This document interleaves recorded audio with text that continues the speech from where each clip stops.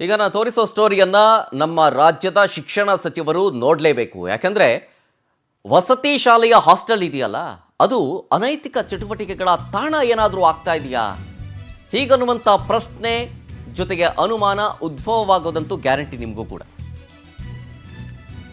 ಹಾಸ್ಟೆಲ್ನಲ್ಲಿ ವಿದ್ಯಾರ್ಥಿಗಳು ಸಿಗರೇಟ್ ಸೇದೋದು, ಬೇರೆ ರೀತಿಯಾದಂತಹ ಚಟುವಟಿಕೆಗಳನ್ನು ನಡೆಸೋದು ವಿಡಿಯೋದಲ್ಲಿ ರೆಕಾರ್ಡ್ ಆಗಿದೆ. ಎಲ್ಲಿ ಗೊತ್ತಾ?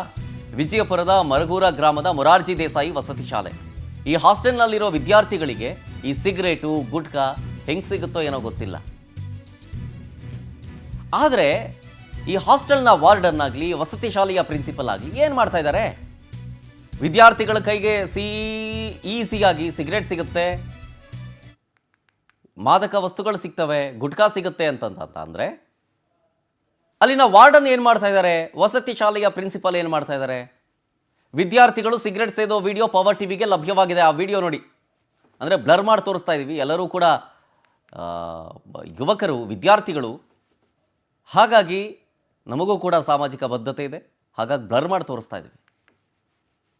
ಇದಕ್ಕೆ ಸಂಬಂಧಪಟ್ಟಂಥ ಅಧಿಕಾರಿಗಳಾಗಿರಲಿ, ಹಾಸ್ಟೆಲ್ನ ವಾರ್ಡನ್ ಆಗಲಿ ಅಥವಾ ಪ್ರಿನ್ಸಿಪಲ್ ಆಗಲಿ, ಅವರ ಗಮನಕ್ಕೆ ತರುವಂಥ ಕೆಲಸವನ್ನು ಪವರ್ ಟಿವಿ ಮಾಡ್ತಾ ಇದೆ. ಇದರ ಜೊತೆಗೆ ಶಿಕ್ಷಣ ಸಚಿವರ ಗಮನಕ್ಕೂ ಕೂಡ ತರಲಾಗ್ತಾ ಇದೆ ಈ ಮುಖಾಂತರ. ಹೀಗೆ ಆದರೆ ಈ ರೀತಿಯಾದಂಥ ವಸತಿ ಶಾಲೆಗಳಿಗೆ ಯಾರೂ ಕೂಡ ಅಡ್ಮಿಷನ್ ಆಗೋದಕ್ಕೆ ಬರೋದಿಲ್ಲ.